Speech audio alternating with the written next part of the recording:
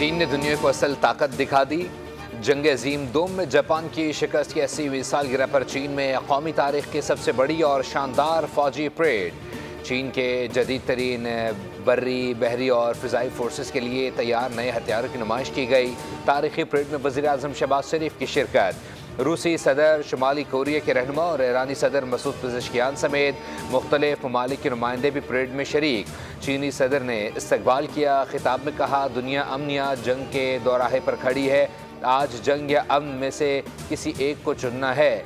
अक़वाम से तारीख़ी सानहात को दोबारा होने से रोकने की अपील।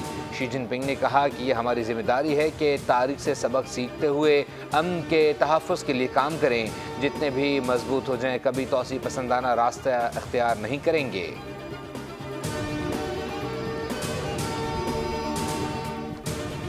और क्या आप सब अमेरिका के खिलाफ साजिश कर रहे हैं?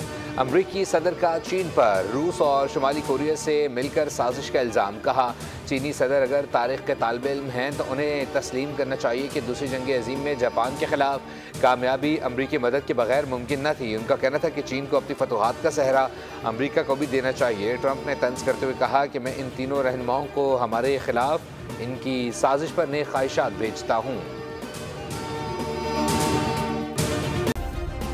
सब्सक्राइब करें और बेल दबाएं ताकि कोई खबर रह न जाए।